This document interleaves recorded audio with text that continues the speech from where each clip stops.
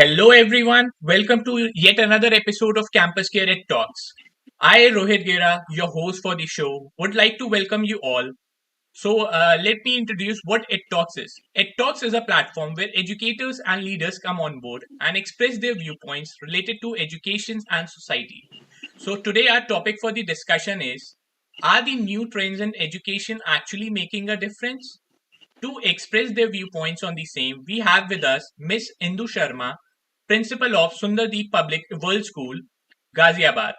A very warm welcome, ma'am. So good to have you here. Thank you so much for taking out your precious time. Thank you, Rohit. It's always a pleasure to be associated with NTAB, and it's a long journey. I have been associated with NTAB for last almost 2 years, Okay, and I love that relationship. that's great, ma'am.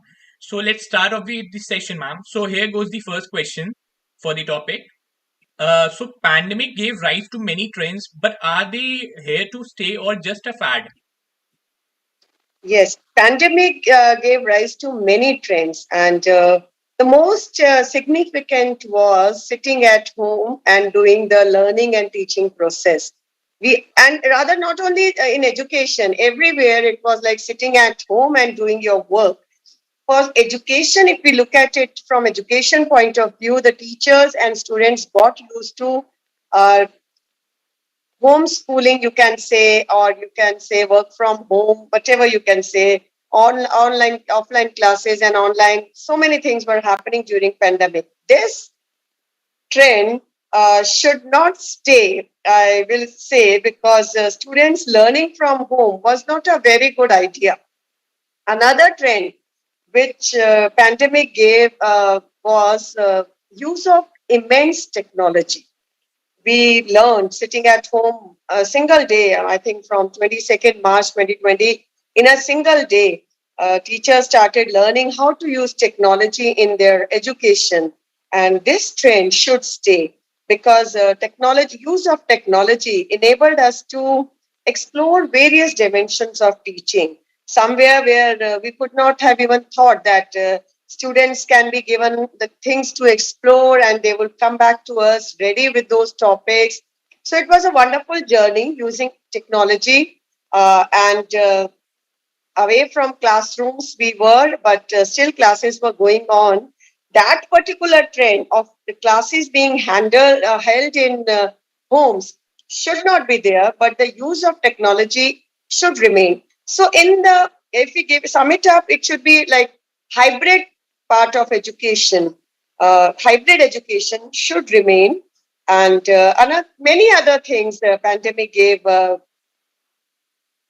to, I can say, is isolation. That was one of the major words which we came across and learned to stay isolated. Students were not interacting with their peers, teachers were not interacting with their colleagues. So, isolation should not stay. We need children to come back to schools. We need teachers in the school. Now, the schools are working properly and we are enjoying every bit of it. There is a lot of learning to be done, basic life skills and all that. So I will sum it up as the only trend which pandemic gave birth to and was use of technology, which should stay. Rest all the trends are not so welcomed. So we have to be more technical and things keep on evolving. So let's hope this trend continues to stay with us. Absolutely right, ma'am. So, ma'am, here goes the next question. Are these trends contributing in any way to the development of the students? Yes. If I talk about use of technology, as I said, one of the trend which I liked, which pandemic gave birth to, um, it is going to work in the benefit of the children if we monitor the things properly. If we ensure that the child uses screen time for the right time period, and teachers also use the technology effectively to for their classroom teaching, then it becomes a very good thing and everyone will benefit from it because students have now become very gadget friendly more than what teachers could explore. Senior students particularly, they knew how to play pranks using MS Team or Google Meet. So bunking the classes, muting and all those parts, fun factor उन्होंने वही ढूंढ they had found the fun factor right from sitting at homes only. So taking care of all the aspects, the best part was exploring, learning, and getting enriching out of those trends was if we can use the technology effectively, it is definitely going to benefit the children because we really don't know for what we are preparing our children. We don't know what is in store for our children in the future, what kind of jobs we are going to have in the future. One thing we are sure, the technology is going to stay. That's it. Right, ma'am. So moving ahead to the next question, ma'am. So what are some of the promising techniques you came across recently? Promising techniques like what we are doing right now. You are interviewing me, you are Yes, ma'am. talking to me, sitting at your office, I'm in my office. That was one of the wonderful things because during pandemic, with having so many webinars, seminars, we were connected to people across the globe, and I had so many sessions from educators from Finland, UK, and it was a wonderful the experience to learn about their methodology and pedagogies. And this was one thing, connection.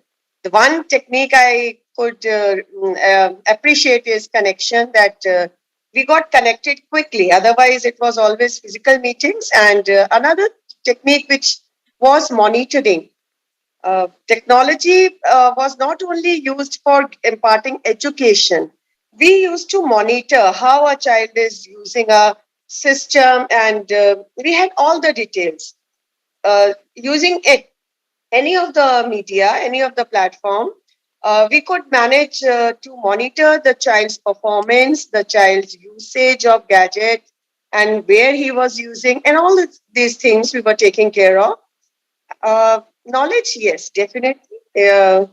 Technology is very helpful in imparting, giving knowledge to the children if they are interested in taking right kind of knowledge. Even for the teachers as well, if they are ready for the right kind of knowledge, uh, nothing like computers and gadgets to. And we learned a lot during this time period. We really learned. Zoom was not a word or a software for educators. It was never. It became so much of household names: Zoom, Google Meet, and MS Teams. So technology definitely helped, and it was so much of learning was there. Absolutely right, ma'am. So, ma'am, coming up to the last question of the topic, what if someone doesn't adapt to these trends?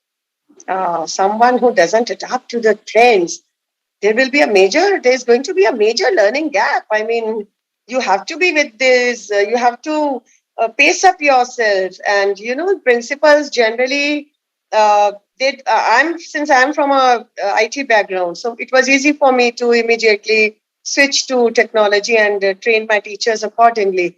But if somebody at that point was not so tech savvy, that teacher, that educator was really struggling, we have to adapt and learn the techniques faster than they are evolving, because the rate of evolving is very fast, and every day we come across some new setup, some new software app, or you say anything regarding softwares that makes the lives and things, teaching, learning, monitoring, execution, everything so simpler. So if we are not adapting ourselves and ready to learn, it will be a problem. And for particularly for students, if they are not ready to be the parents basically not ready to accept what's going on, there will be a major learning gap. And then there were digital gaps in during pandemic. Many of the children of the country, of the society, were not having those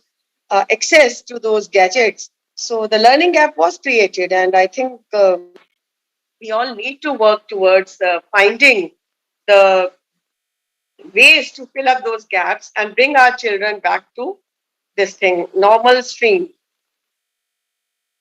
Right, ma'am. Thank you so much, ma'am, for imparting your knowledge and experience on the topic. So it was indeed an insightful and informative session. So where we have discussed some real life experiences. Thank you. Thank you, ma'am. And to all the Thank you, ma'am. viewers watching out there, please like, share, and subscribe to our channel. And please hit the bell icon to get the notification updates. Thank you. Sure, definitely. Okay, bye. Have a great day. Thank you, ma'am. Same to you.